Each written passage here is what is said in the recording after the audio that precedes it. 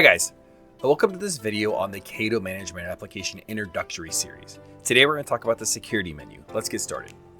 On the security menu, you have sections on security monitoring, general, security configuration around firewall, threat prevention, app and data control, and endpoint. So let's start up here at security threats under security monitoring. Security threats has a threats dashboard which shows everything that's happening in your environment. There's nothing you got to do to configure this, except maybe enable TLS inspection, which we'll talk about a little bit. It's going to show you the top threats timeline, where they're coming from.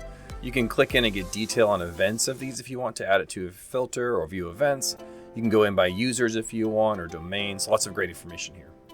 The MITRE ATT&CK dashboard is going to show a view of the MITRE ATT&CK framework. So if you use that or you're looking to use that, it's a way to be able to use the techniques in the MITRE ATT&CK framework to cross-correlate that with data from other security solutions in your environment. So very useful when you're trying to pinpoint or use a certain type of attack framework to be able to understand all the pieces and parts to a particular security action.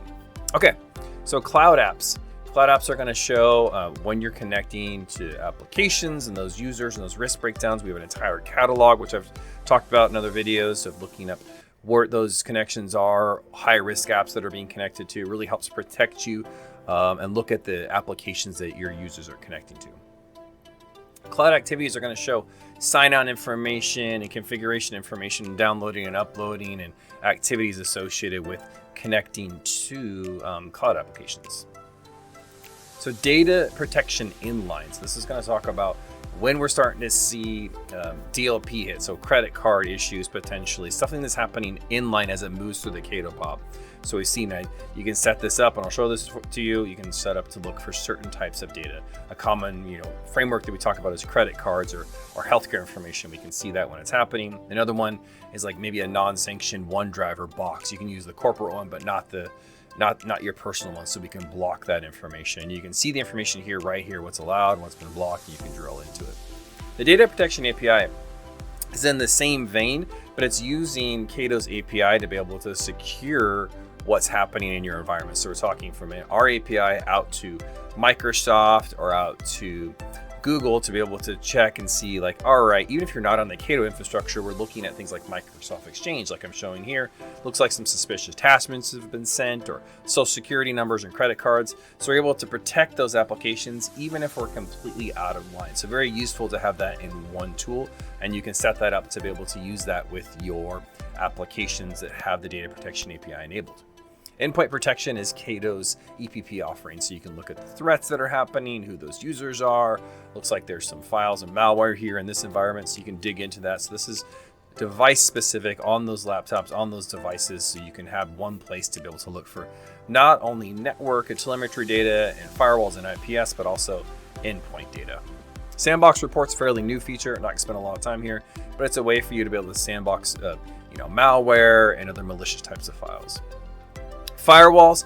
So we have an internet firewall and a WAN firewall. So you can build rules here. You can see the number of hits certain rules have gotten, right? So like Larry's been trying to access gaming. You can build new rules. You can build new sections here you can do a zero trust framework. So you can do it by users, user groups. So you can just say this site can't be accessed, or you can do it by categories. A lot of robust options in here.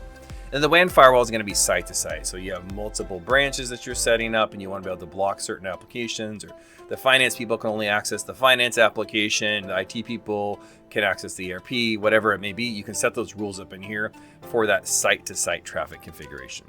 Remote port forwarding is a whole academy course on this. I'm not going to go into it, but essentially allows you to be able to send the most common example is web traffic being forwarded into an internal device behind a socket, but I'll let you read more about that in the academy.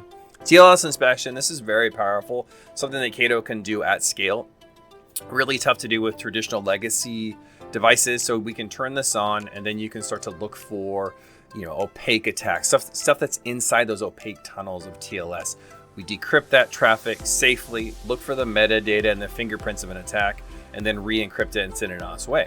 So it allows you to be able to discover attacks that might be hiding in plain sight that are inside those TLS tunnels. And then you can use our review wizard to be able to see what you should be encrypting and what you shouldn't be, and then add rules to be able to have bypass around that. But very, very powerful. I highly encourage you to set this up. Certificate management allows you to manage the certificates in your environment that you're using for things like TLS decryption. IPS threat prevention, this is automatically on the intrusion prevention system, but you can set up rules, geo restrictions, and enforcement options here associated with that. DNS protection, super useful because we're going to block you from those command and control, malicious domains, new domains, and this is all part of the service. There's no threat feeds you have to set up, but if there's certain things you want to do to block or allow that are unique to your environment, you can do that here. RBI is a remote browser isolation, so it's a meta browser inside a browser. You can set this up for things like uncategorized websites that you still want to make sure people can access and use to make sure they're not slowing their data down, but allows you to block things like uploads, downloads, or printing from those websites. So a really powerful way to be able to offer a level of security without completely shutting it down. Anti-Malware is going to be able to have some options around how do you want to set up your anti-malware engine. Most of the time this is just on, but if there's some rules or file exceptions you want to do in your environment, you can do that in here. Content restrictions, you can do Google search engines and YouTube restrictions. App and data control, so this goes into data protection inline and the data protection API. So you can set up, how you want to use data types in here, what you want to look for. Do you want to add some custom data types and settings? These are the things that you can be triggering on and using.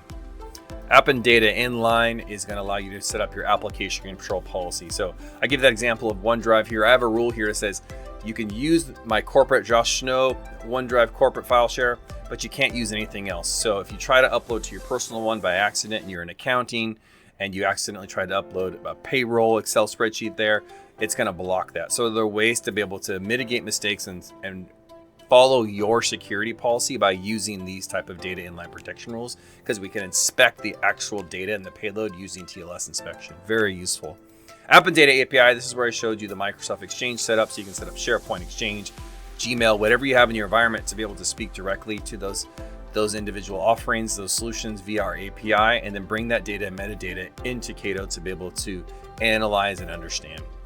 Endpoint protection, we talked a little about this, but this is the policy around endpoint protection and the connectors offerings, so that you can have endpoint protection agents out there on your laptops and devices in the field. And so if there's connectors associated with that and you want to set up, you can absolutely do that here. So there's endpoint connectors around Microsoft 365, tenants, and other things. You can set those up in here to be able to allow you to make connections to those devices, to be able to analyze data offline and be able to speak directly to those applications, to be able to enrich the overall Cato experience.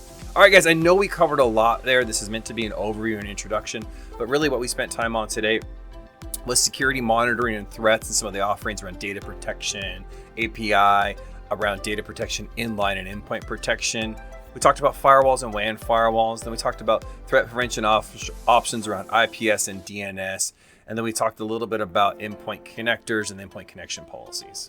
Thanks so much. I hope this is helpful.